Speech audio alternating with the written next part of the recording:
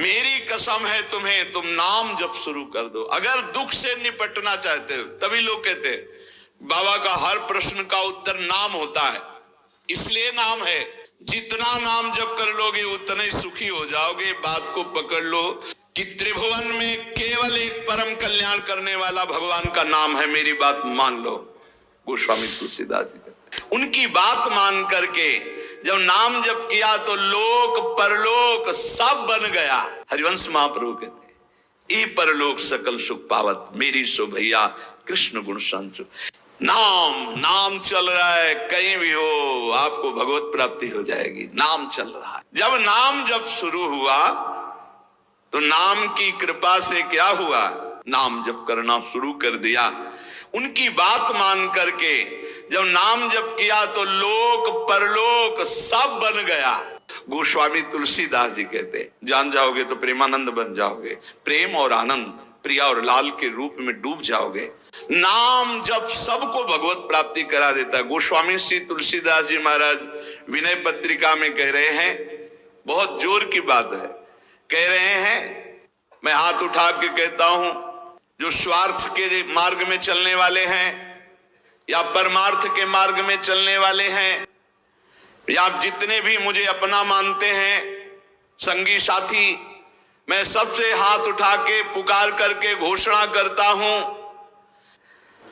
नाम चल रहा है, कहीं भी हो आपको भगवत प्राप्ति हो जाएगी। नाम चल रहा है। देख लो मेरा भाग्य, जन्म लेते ही माता चली गई। बड़े महापुरुषों के साथ बड़ी घटनाएं घटती हैं। जन्म लेते ही माता चली गई। अभागी जानकर पिता ने कभी प्यार नहीं किया, त्याग कर दिया। जिस पुत्र के प्रकट होती मेरी अर्धांगिनी चली गई, मैं ऐसे पुत्र का मुंह भी नहीं देखना चाहता। तो माता ने तो शरीर त्याग के चली गई, पिता ने मुझे त्याग कर दिया। ब्रह्मा ने मुझे कुछ अभागा ही रचा है। गोस्वामी तुलसीदास जी कहते हैं बड़ा बेढप मेरे भाग्य की रचना करी। जिसके दरवाजे में खड़े हो जाते टुकड़ा नहीं देता, भगा देता। जिस दासी ने पालन पोषण किया कुछ दिन बाद वो भी पधार गई। सबको ये भ्रम हो गया कि तुलसीदास जी महाराज के लिए कि बड़ा भागा बालक है, जिसके दरवाजे पे खड़ा होगा कोई घटना घट जाएगी, कोई भोजन नहीं देता। बोले ब्रह्मा ने कुछ भाग्य ही ऐसा रचा था। अब जो मुझे समझ में आया कि मेरा जो भाग्य बदला वो राम नाम से, राम राम राम। पकड़ो बात को, पकड़ो। अब तो कोई कोई कहता है कि तुलसी राम का है। अब अभाग्य मिट गया। बड़े बड़े बादशाह ताज उतार कर रखते हैं। जानते हुए सब क्यों हो रहा है? क्योंकि हमने राम नाम का आश्रय ले लिया। अब खूब राम राम राम राम जपता हूं, उसका परिणाम हुआ कि सब कोई सम्मान देता है, सब ताज उतार के रख रहे हैं, प्रणाम नमस्कार दुनिया वाह वाह। क्यों? क्योंकि राम राम जपता हूं, राम का हूं, इसलिए। बात समझो। अगर पकड़ पाओ, कह रहे हाथ उठा के कह रहा हूं, जन्म से अभागा कहा गया, मां पधार गई, पिता त्याग दिया। संसार के लोग कहते अभागा है, लेकिन राम नाम का प्रताप ऐसा उदय हुआ। मोहू से को कहत राम ही को सो प्रसंग कह के रे। उसी नाम के बल से लोग अब कहने लगे तुलसी तो राम का है। जब मैं राम नाम का आश्रय नहीं लिए था तब पेट भरने के लिए द्वार द्वार पर ललचा कर भूख से व्याकुल होकर खड़ा होता। उस समय मेरी दशा मुझे याद है कि अगर दुख देखे तो दुखी हो जाए, ऐसी मेरी दशा थी। बालक अवस्था, भूख से व्याकुल, दूसरे के दरवाजे पे खड़ा और धक्का मार के लोग भगा देते, अभागी है। जब नाम जब शुरू हुआ तो नाम की कृपा से क्या हुआ कि बबूल और बहेड़े के जो वृक्ष थे अब उनमें आम लग गया। मान लो मेरा जीवन बबूल का पेड़ था, बहेड़े का पेड़ अपवित्र माना जाता, लेकिन उसमें आम लग सकता है, लेकिन लग गया क्योंकि मेरा जीवन ऐसा था। आज परमानंद की बाढ़ आ रही। बोले वे किसके बल से? बोले राम राम राम, नाम के बल से आई। नाम प्रसाद लहत रसाल फल, रसाल माने आम का फल। अब हो बबूर बहेरे। पहले तो मैं कैसा था? बोले बबूल का पेड़, काटा ही उगेगा, दुख ही मिलेगा। और जब नाम का जप शुरू किया तो उसी बबूल में रसाल लग गया आम का फल, अर्थात महान आनंद। साधत साधु लोक परलोक ही, सुनि गुनि जतन घनेरे। तुलसी के अवलंब नाम को, एक गांठ कई फेरे। नाम राम राव रोई हित मेरे। संत जनों ने, शास्त्रों ने जब कहा कि जीव के समस्त दुखों को मिटाने में समर्थ है नाम, बस उसके अनुसार हमने पकड़ लिया, नाम जप करना शुरू कर दिया। उनकी बात मान करके जब नाम जप किया तो लोक परलोक सब बन गया। हरिवंश महाप्रभु कहते ई परलोक सकल सुख पावत, मेरी सो भैया कृष्ण गुण संचु। इस लोक और परलोक में समस्त सुख आपका वर्ण कर लेंगे, मेरी बात मान लो, मेरी कसम है तुम्हें, तुम नाम जप शुरू कर दो। अगर दुख से निपटना चाहते हो, तभी लोग कहते बाबा का हर प्रश्न का उत्तर नाम होता है। इसलिए नाम है कि एकमात्र समर्थ नाम है जो सारे पापों को मिटा दे। पापों से ही दुख मिलता है। ऐसा कोई पुण्य नहीं है जो इतना समर्थ हो कि हमारे जमा के जमा गोदाम पापों को नष्ट कर दे। वो नाम, नाम संकीर्तनम यस्य सर्व पाप नाश, समस्त पापों का नाश नाम से, नाम से। लोक परलोक बनाना है तो संतों से सुना, शास्त्रों में सार बात पकड़ी, नाम कीर्तन, नाम जप। अब तुलसी ने तो एक ही सहारा पकड़ लिया, राम राम राम, एक ही अवलंबन। जैसे गांठ तो एक ही होती है, लपेटा उसमें 100 मार दिए जाए, ऐसे ही साफ शास्त्र है, मेन बात है, पॉइंट की बात है, नाम जप। यज्ञानाम जप यज्ञोष्मी, जितना नाम जप कर लोगे उतने ही सुखी हो जाओगे। बात को पकड़ लो।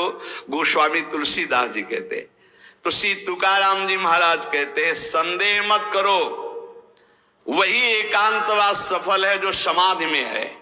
समाधि कैसी है? नाम की समाधि, नाम का ध्यान, 2 अक्षर राधा, वही गूंज रहा है। अब समाधि में बैठे हो तो एकांत, एकांत में बैठे हो तो एकांत। और अगर नाम जप नहीं चल रहा तो श्री तुकाराम जी महाराज कह रहे केवल एकांत में बैठे रहना प्रमाद है। एकांत में समय व्यतीत पड़े हैं वो प्रमादी है। तो कहा ऐसे एकांतियों को, जैसे सांप भी तो बिल में रहता है, गुफा में चूहा भी रहता है, पीछे आपने चर्चा सुनी, क्या उनको भगवत प्राप्ति हो जाती है क्या? हाँ, नए साधक को चाहिए कि कुछ समय एकदम शांत, जैसे आप लोगों के पास कुटिया है, कमरा है, एकांत कमरे को अपना गुफा समझो, सेवा और वाणी पाठ आदि किए, कुछ समय तो एकांत मिलता ही है। उस समय बैठ करके मन को प्रभु के चिंतन में, कई बार हम कहते हैं कि आप कहाँ हो, हजारों बार यहाँ सत्संग में कहते हैं नाम चलाओ, अंतर्मुख। जब हम सेवा में लगे हैं तो नाम चिंतन चल रहा है, जब सेवा से विलग हैं तो एकदम समाधिस्थ है, एकदम आनंद, नाम चल रहा जी। ठाड़े बैठे परे उताना, कबीर काहे हम राय ठिकाना। चिंतन ही हमारे जीवन का सार है, इतनी बात समझ लो। अगर आपका चिंतन नहीं चल रहा, हम कोई महत्व नहीं रखते, इन सब बाहरी बातों का महत्व नहीं रखते, ध्यान रखना। खास बात है आपका चिंतन क्या चल रहा है। हमारे हृदय को प्रसन्न करने वाली सबसे बड़ी सेवा है आपका चिंतन। अचानक दृष्टि आपके चेहरे में पहुंचे और आपकी नेत्र दिखाई दे रहे अंतर्मुखता में, एक हृदय में शीतलता आ जाती है, हाँ काम हो गया। अगर साधक ऐसे चलेगा तो बहुत जल्दी काम हो। मुख वर्णत हरिवंश, चित्त नाम हरिवंश रति, मन सुमिरन हरिवंश, ये है जो कृपा हरिवंश। एक क्षण का भी, जैसे हम चर्चा कर रहे हैं तो भगवत चर्चा और एकांतिक कर रहे हैं तो भगवत प्रश्नोत्तर, उस समय भी किसी के भी एक चेहरे को लक्ष्य बना लेते हैं। वो समझता है हमको बहुत प्यार करके देख रहे हैं, नहीं, हम उस समय नाम लिखते हैं, नाम लिख करके वार्ता करते जा रहे हैं, बराबर दृष्टि उसके जमाए हुई है, वो समझ रहा है हमारी तरफ देख रहे हैं, हम बिल्कुल नहीं पहचानते ही नहीं कौन होगा, हम तो बोर्ड मिल गया, अच्छा उसमें नाम लिख रहे हैं और अपनी वार्ता कर रहे हैं। साधु हर समय सावधान सो, साधु नहीं, साधु काहे का, सेवा सुमिरन सावधान। इसलिए हम माइक से गरज के कह रहे हैं कि हम कभी भी किसी से पूछ सकते कहाँ हो। पक्का समझ लो, हमारा कोई व्यवहार नहीं है, हमारा कोई प्रिय नहीं, हमारा सबसे प्रिय वही है जो भजन करता है, जो सुमिरन करता है। अचानक दृष्टि पड़ी, आपसे पूछा कहाँ हो जी, अच्छा ठीक हृदय शीतल हो जाएगा। अगर सुमिरन नहीं तो फिर हमको आप अगर सेवा शब्द से प्रभावित हो तो सेवा है आज्ञा, आज्ञा सम न सुसाहिब सेवा।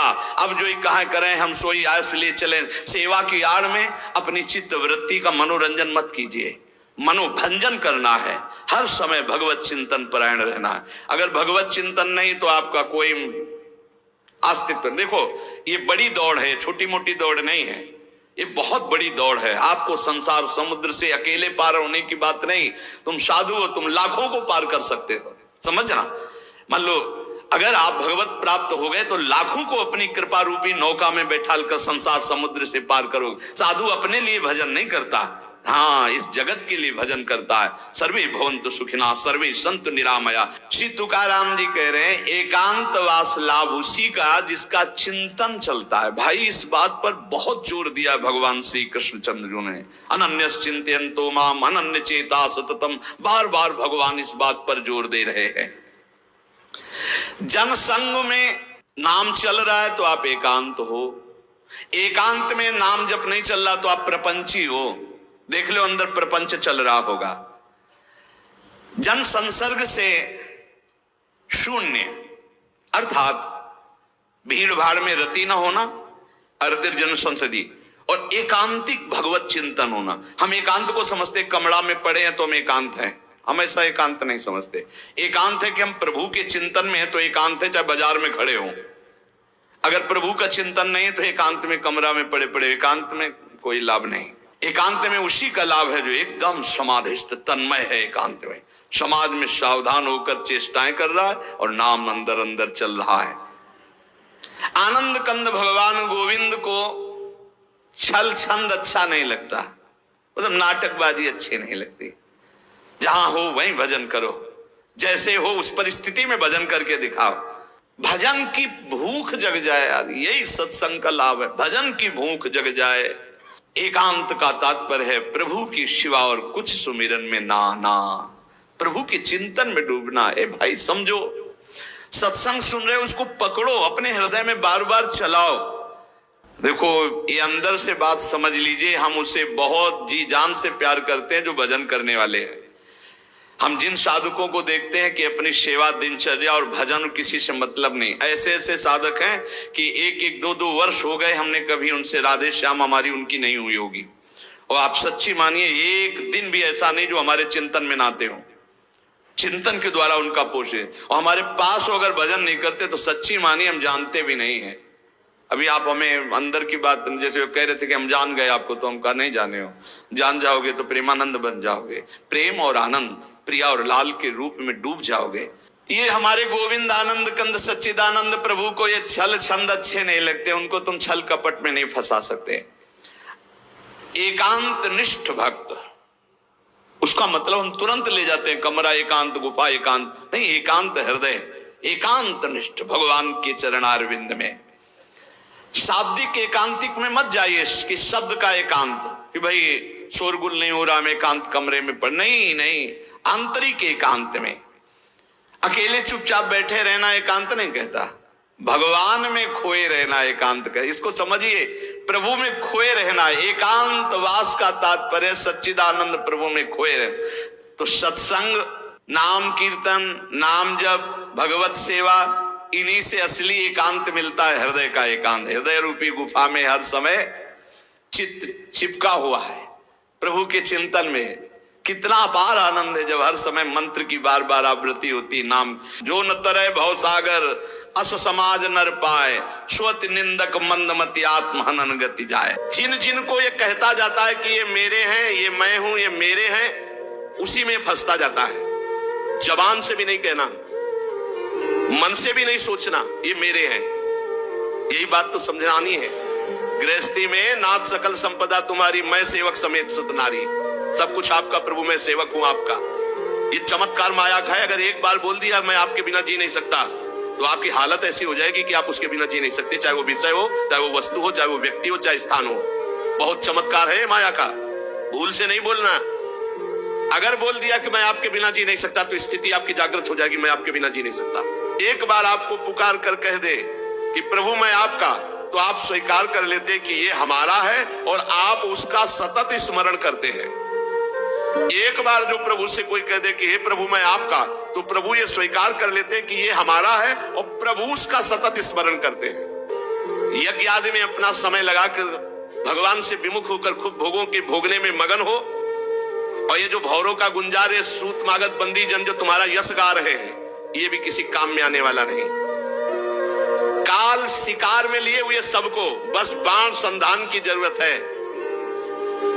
तुम वो मृग हो जो अपने आप को भूले हुए और काल के शिकार में आ चुके हो। श्रवणेंद्री लगाए हुए सूत मागत बंदी जन तुम्हारा यश गाते हैं, उसके अहंकार में हो कि महाराजा आप तो ऐसे, आप तो ऐसे। अंतर्मुखी हो और भगवान श्री हरि की आराधना करो। ये कामी पुरुष जहां नहीं पहुंच सकते, वहां भगवान का नाम जप करने वाला जाता है। श्री हरि को प्रसन्न करो और विरक्त हो जाओ इन यज्ञों से भी और परिवार से भी और भोगों से भी।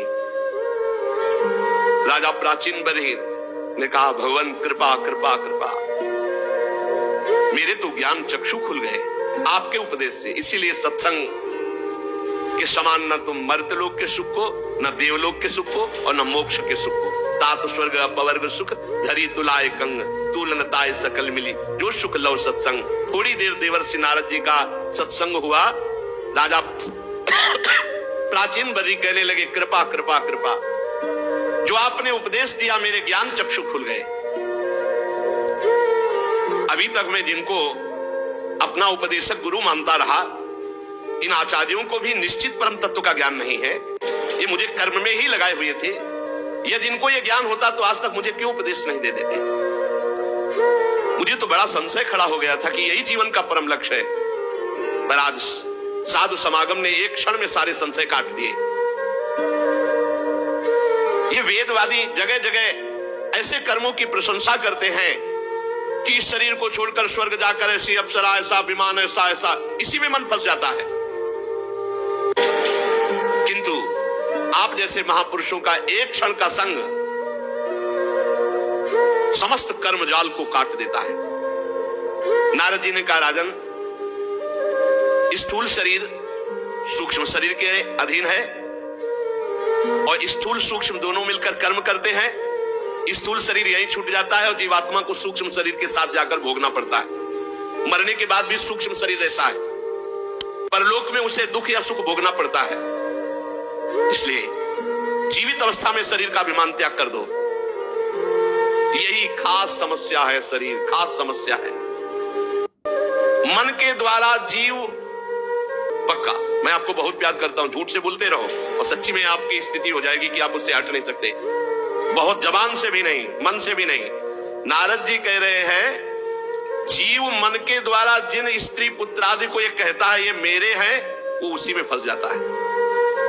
फिर उनके लिए किए हुए पाप पुण्य आदि कर्मों को वो ऊपर जाकर अकेला भोगता है, कोई साथ नहीं होता। फिर उसको कर्मों के भोग जो शेष बचते हैं उसे फिर जन्म लेना पड़ता है। ज्ञानेंद्री, कर्मेंद्री और चित्त की दशा, ये बूढ़े अवस्था में अनुमान हो जाता है कि इसका जन्म किस योनि में होगा। विद्वान जो भगवत अनुरागी, भगवत मार्ग, वो देख के बता सकता है अगला जन्म इसका किस योनि का होगा। ज्ञानेंद्री, कर्मेंद्री और चित्त की चेष्टा, ज्ञानेंद्री कर्मेंद्री दो बाह्य चेष्टाओं से और चित्त की दशा से पता चल जाएगा, जब वाणी से बोलेगा इसका जन्म किस योनि में होगा। देवर्षि नारद जी कह रहे, ये अनुमान किया जा सकता है। चित्त की वृत्ति ही आगे के जन्म को, और अगर चित्त की वृत्ति ही गायब हो गई, भगवदाकार हो गई, तो खत्म हो गया जन्म। जैसे कहते हैं अब हमारा जन्म नहीं हुआ, उसको पता है क्योंकि देख रहा है, अंदर से आ जाता है। जैसे हम भोजन पा के तरफ हुए तो अंदर से आता है अब हमारा काम हो गया, अब हमें भोजन नहीं चाहिए। ऐसे ही अब कृत्य कृत्य भयो में अंदर से आ जाता है, अब हमारा जन्म नहीं होगा। ये तुम निश्चय मानो, सूक्ष्म शरीर जब तक है तब तक जीव को जन्म मरण के चक्कर में जाना पड़ेगा। स्थूल तो यही छूट जाता है। ये सूक्ष्म शरीर बदलना है, सूक्ष्म शरीर, मन बुद्धि चित्त अहंकार इंद्रिया, राधा राधा राधा राधा राधा, वो बदलेगा। मन राधा में, बुद्धि राधा में, चित्त राधा में, अहम राधा की चरणारविंद में समर्पित। और ज्ञानी दृष्टा भाव साक्षी भाव को सिद्ध करके वो अपने स्वरूप में स्थित हो जाता है इनका। तो ये संकल्प विकल्प रहित होकर अंतःकरण लय हो जाता है। रहता ही नहीं, लिंग शरीर ही नष्ट हो जाता है, सूक्ष्म शरीर ही नष्ट हो जाता है, वो जीवन मोक्ष को प्राप्त हो जाता है। तुम्हारा कल्याण हो। तत्ववेत्ताओं की शरण लेने वाले को विदेह मुक्ति प्राप्त होती है। राजन, मन और इंद्रियों के द्वारा अनुभव में आने वाले पदार्थों को बार बार भोगने की इच्छा का त्याग कर दो, अभी भगवत तत्व का अनुभव हो जाएगा। यही इच्छा भगवत तत्व का अनुभव नहीं होने देती। जिस समय दृष्टि भगवदाकार हो जाती तो संपूर्ण संसार भगवान में दिखाई देने लगता है। राजन, ये गुणों का चक्र किसी को नहीं बख्शता, सबको अपने अधीन किए हुए है। इसलिए नाम जप करो, गुणों से बच जाओगे। ये डर है डर हरिवंश जिनो भ्रमय गुण सलिर पर जी नामन मंगल लोक तिरसु हरिपद भजन विलंब करे। पंच तन्मात्राओं से बना हुआ 16 तत्वों के रूप में विकसित ये त्रिगुण में लिंग शरीर, इसी में चेतना जीव तन्मयता कर लेता है और वो बार बार जन्म मरण को प्राप्त होता है। इसी को मिटाना है। तुम तृष्णा छोड़ो, मरण काल तुम्हारा उपस्थित होने वाला है। बड़ी कृपा है जो सूचना मिल जाए। दूसरा शरीर प्राप्त करने की इच्छा मत करो। इस शरीर का अभिमान छोड़ो कि मैं राजा हूं, और अपने लिंग शरीर को भजन के द्वारा भस्म कर दो, तो ये तुम्हारा आखिरी जन्म हो जाएगा। और जब जीव भोगों का चिंतन करके मरता है तो फिर अविद्यावश वो नया जन्म ग्रहण करता है। भगवत चिंतन, भोग चिंतन हटे। कर्म बंधन से छुटकारा पाना चाहते हो तो राजन भगवान श्री हरि का भजन करो। सिर्फ अब भगवान श्री हरि का भजन हो गई बहुत यज्ञ और सब। श्री मैत्री जी कहते, विदुर जी, जब भक्त श्रेष्ठ नारद जी ने राजा प्राचीन बर्हि को ऐसा उपदेश किया और कहा श्री हरि के भजन में लगो और अंतर ध्यान हो गए, तो प्राचीन बर्हि जी भगवान कपिल देव जी के आश्रम में गए और समस्त राजपाट आसक्ति सबको छोड़ करके एकाग्र मन से भगवान का भजन किया और भगवान के सारूप्य परम पद को प्राप्त हुए, सारूप्य मोक्ष को प्राप्त हुए। देवर्षि नारद जी के मुख से निकला हुआ ये भगवद यश पुरंजनोपाख्यान जो सुनेगा, मनन करेगा, उसकी भगवान श्री हरि में भक्ति हो जाएगी। यदि इस कथा को सुन करके और संसार चक्र से भटकना नहीं मिटा तो तुमने सुना ही नहीं। एक बात केवल पकड़ लो, नाम जप हर समय करो, हर समय नाम जप। यही बहुत भयमय संसार है, बहुत भयमय। हमारी प्रार्थना मान लीजिए जितना समय है इधर उधर छोटे मोटे कार्यों में मत, जो गृहस्थी के कार्य कर रहे हो भगवत अर्पित करो, नाम जप, नाम जप। देवर्षि नारद जी ने क्या बताया, इतने बड़े याज्ञिक प्राचीन बर्हि जी, इतने बड़े याज्ञिक कि पूरे भारत भूमि में कोई इतनी जगह नहीं रह गई थी जहां यज्ञ ना हो। ऐसे कुशास्तवी बरहसत इनका नाम पड़ा। नाम जप करो, ये जीवन का सार। उठते बैठते चलते फिरते खाते पीते सोते जागते नाम जप। और ये जरूर निश्चय कर लो कि मुझे भगवत प्राप्ति करनी है। इस निश्चय में बहुत बड़ी पवित्रता है। भगवत प्राप्ति करनी है, ये संकल्प करोगे, निश्चय करोगे, इसी में बहुत बड़ी पवित्रता है। ये आपको बहुत पावर देगी, बहुत सामर्थ्य देगी। प्राचीन बर्हि जी ने कपिल आश्रम में अपने शरीर को भगवत चिंतन करते हुए छोड़ा तो सारूप्य मोक्ष को प्राप्त हुए। इधर इनके पुत्र जो प्रचेतागण हैं, भगवान रुद्र ने जो उपदेश किया था, तो समुद्र में खड़े होकर के वो भगवान रुद्र के द्वारा दिए गए स्तोत्र का 10,000 वर्ष तक जप किया। इसीलिए कलयुग की जय हो। अपनी तो आयु ही 100 वर्ष है। 10,000 वर्ष तक जब तपस्या किया तो भगवान प्रसन्न हो गए और आए। गरुड़ जी के कंधे पर बैठे हुए श्री भगवान मानो सुमेरु के शिखर पर श्याम घटा छाई हो। सुमेरु जैसी कांति गरुड़ जी की और श्याम घटा कांति भगवान श्री हरि की। मनोहर पीतांबर, कंठ में कौस्तुभ मणि, अपनी दिव्य प्रभा से सब दिशाओं के अंधकार को दूर कर रहे थे। बहुत ही तेजोमय आभूषण भगवान धारण किए हुए थे। मनोहर मुखमंडल की अपूर्व शोभा थी। मस्तक पर झिलमिलाता हुआ मुकुट शोभायमान और भगवान के जो देवता मुनि पार्षद गण वो सब हाथ जोड़े खड़े। गरुड़ जी के पंखों से साममय ध्वनि हो रही थी, सामवेद की। अजान बाहु, लंबी भुजाएं, वनमाला श्री चरणों तक। इस प्रकार प्रचेता गणों ने दर्शन के सामने गरुड़ पर विराजमान भगवान श्री हरि के। श्री भगवान ने प्रचेता गणों से कहा, राजपुत्रो तुम्हारा कल्याण हो। तुम सब में परस्पर बड़ा प्रेम है, प्रेमवश तुम एक ही धर्म का पालन कर रहे हो। तुम्हारे इस भ्रातृ प्रेम को देखकर मैं बहुत प्रसन्न हूं। दसों एक ही कार्य, और तुमने 10,000 वर्ष तक दसों ने मिलकर के भगवान रुद्र के द्वारा उपदिष्ट स्तोत्र का जप किया। मैं बहुत प्रसन्न हूं। वरदान मांगो। जो पुरुष सायंकाल के समय प्रतिदिन तुम्हारा स्मरण करेगा, मैं उस पर बहुत जल्दी प्रसन्न हो जाऊंगा। जो लोग प्रातः काल और सायंकाल रुद्र गीत का गायन करेंगे, मैं उनका अभीष्ट वरदान उनको प्रदान करूंगा। तुम्हारी कीर्ति संपूर्ण विश्व में फैल जाएगी। तुम्हारे एक बड़ा ही विख्यात पुत्र होगा, जो ब्रह्मा जी से किसी भी तरह कम नहीं होगा, और अपनी संतानों से तीनों लोकों को पूर्ण कर देगा। राजकुमारों, कंडु ऋषि के तपोनाश के लिए इंद्र की भेजी हुई परमलोचा अप्सरा से एक कमल नयनी कन्या उत्पन्न हुई थी। अप्सरा उसे छोड़कर स्वर्गलोक को चली गई थी, तो वृक्ष के सानिध्य में उस कन्या का पालन पोषण समस्त वृक्षों ने किया। जब वो भूख से व्याकुल होकर रोने लगी, तो औषधियों के राजा चंद्रमा ने अमृत वर्षणी तर्जनी अंगुली से उसका पोषण किया है।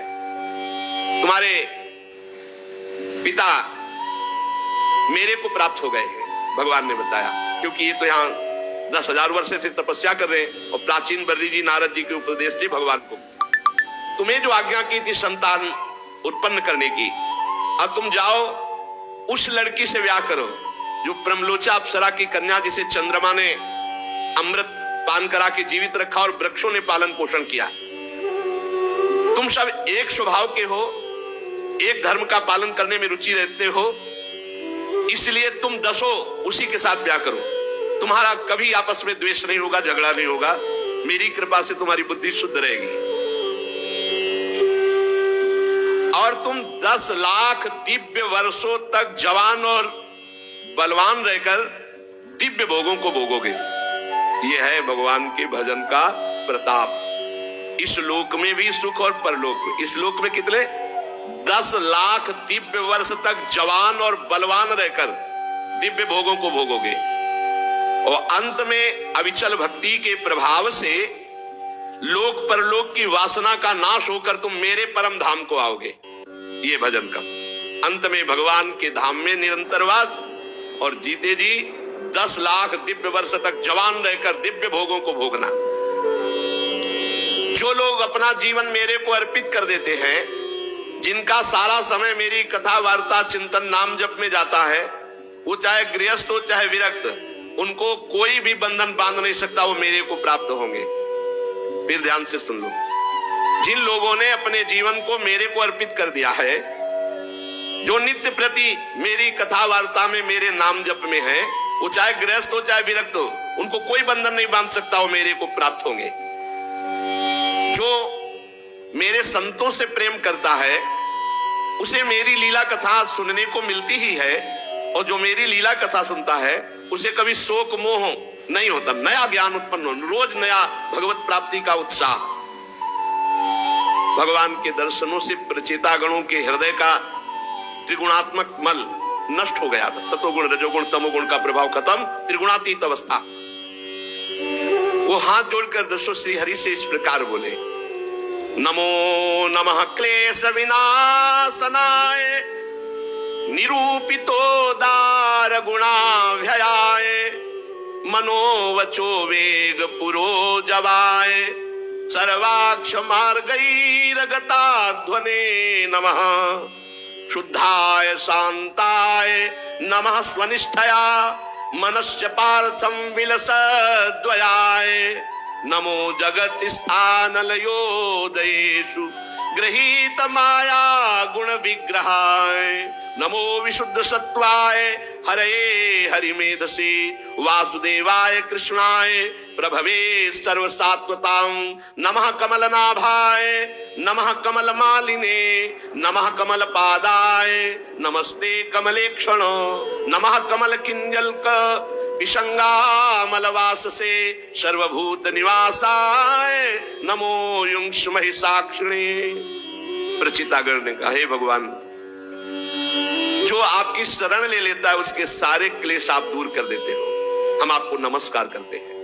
प्रभु, वेद शास्त्र आपके उदार गुण और नामों का निरूपण करते हैं।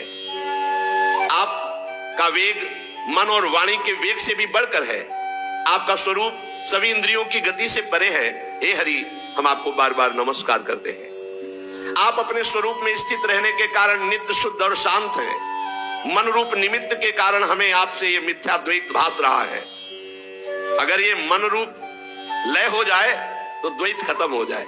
वास्तव में जगत की उत्पत्ति स्थिति लय के लिए आप माया के गुणों को स्वीकार करके ब्रह्मा विष्णु महादेव रूप धारण करते हैं। हम आपको नमस्कार करते हैं। आप विशुद्ध सत्य स्वरूप है, आपको नमस्कार करते हैं। आपका जिसको ज्ञान हो गया वो संसार बंधन से मुक्त हो गया। हे महाभागवतों के प्राण प्रिय वसुदेव नंदन भगवान श्री कृष्ण, मैं आपको नमस्कार करता हूं। आपकी नाभि से ब्रह्मांड रूप कमल प्रकट हुआ। आप कंठ में कमल कुसुमों की माला धारण करते हैं। आपके चरण कमल के समान कोमल हैं और आपके नयन भी अरविंदाक्ष, इसलिए हे कमल नयन, हम आपको नमस्कार करते हैं। आप कमल कुसुम के केसर के समान स्वच्छ पीतांबर धारण किए हुए समस्त भूतों के आश्रय स्थान सबके साक्षी हैं। हे भगवान, हम आपको नमस्कार करते हैं। प्रभु, हम पर बड़ी कृपा हुई कि आप प्रकट हो गए। अमंगलहारी मंगल भवन प्रभु, दीनों पर दया करना समर्थ पुरुषों की ऐसी कृपामयी वृत्ति होती है। और जो दीन जन एक बार आपको पुकार कर कह दे कि प्रभु मैं आपका, तो आप स्वीकार कर लेते कि ये हमारा है और आपके है। एक बार जो प्रभु से कोई कह दे कि हे प्रभु मैं आपका, तो प्रभु ये स्वीकार कर लेते कि ये हमारा है और प्रभु उसका सतत स्मरण करते हैं। इसी से जो आज चर्चा की, आश्रित जनों का चित्त शांत और आनंद में रहता है। फिर हम रुक गए। सुनो फिर वही बात। प्रभु, आपकी दीन जनों पर बड़ी कृपा है। आप समर्थ, आपको एक बार जो कह दे कि हे प्रभु मैं आपका, तो आप उसको ये स्वीकार कर लेते कि ये हमारा है और इस प्रकार सतत उसका स्मरण करते हैं। इसीलिए आश्रित जन आनंदमय रहते हैं, उनका चित्त शांत रहता है। कोई चिंतन नहीं बनता कि हमारा कल्याण कैसे होगा, हमारा हो गया कल्याण, हम तो श्री जी के हैं। आप तो क्षुद्र से क्षुद्र प्राणियों के भी अंतःकरण में अंतर्यामी रूप से विराजमान है। फिर जो आपकी उपासना करते हैं आप उनसे दूर कदापि नहीं। प्रभु हमारे पास है, हर समय है, पर नाम जप करो अनुभव में आने लगेंगे। हे जगदीश्वर, आप मोक्ष मार्ग दिखाने वाले और स्वयं पुरुषार्थ स्वरूप है, पुरुषार्थ स्वरूप है। भगवान ही परमार्थ का पुरुषार्थ बनकर के साधक से साधना कराते हैं। ये जब अनुभव हो जाएगा तो अहंकार नहीं रहेगा। आप मोक्ष मार्ग दिखाने वाले हैं और आप ही परमार्थ रूप पुरुषार्थ कराने वाले हैं। आप ही परमार्थ स्वरूप है, आप ही पुरुषार्थ स्वरूप है। यही तो आनंद का विषय। अब हम कर नहीं रहे, हमसे कराया जा रहा है। आप हम पर प्रसन्न होइए, और आप प्रसन्न हैं, इससे बड़ा हमें वरदान और कोई नहीं चाहिए। पर स्वामी की आज्ञा है कि वरदान मांगो, तो नाथ हम एक वर आपसे अवश्य मांगते हैं। आप प्रकृति आदि से परे हैं और आपकी विभूतियों का कोई अंत नहीं, इसलिए आपका एक नाम अनंत कहा जाता है। जैसे भ्रमर को अनायास कल्प वृक्ष मिल जाए तो क्या वो किसी दूसरे वृक्ष का सेवन करेगा क्या? वैसे ही हमें आपकी चरण शरण मिल गई। अब हम क्या मांगे? हम तो यही मांगते हैं कि जब जब हमारा जन्म हो कर्म के अनुसार, तब तब आपके भगवत अनुराग में रंगे हुए जो प्रेमी संत जन, इनका संग मिले। प्रचितागण ने क्या मांगा? कहा कि वैसे प्रभु आपसे मांगना क्या, पर हम आपसे केवल यही मांगते हैं कि कर्मानुसार संसार में हमारा जब जब जन्म हो तब तब आपके प्रेमी भक्तों का संग मुझे मिले। यावत्ते मायया स्पृष्टा भ्रमाम इहि कर्म भी तावत भवत प्रसंगानाम संगः स्यान्नो भवे भवे तुलयाम लवेनापि न स्वर्गम न पुनर्भवम भगवत संग संगस्य मर्त्यानाम किमुताशिषः। प्रभु मेरा जब जब जन्म हो इस संसार में तब तब भगवत भक्तों के बीच में हो, भगवत भक्तों का संग प्राप्त हो। हम तो भगवत भक्तों के क्षण भर के संग के सामने स्वर्ग और मोक्ष को भी कुछ नहीं समझते, फिर मानवीय भोगों की तो बात ही क्या। भगवत भक्तों के समाज में सर्वदा हे भगवान आपकी मधुर मधुर कथाएं होती रहती हैं, सिद्धांत की बातें होती रहती हैं, जिनके श्रवण मात्र से भोग तृष्णा शांत हो जाती है।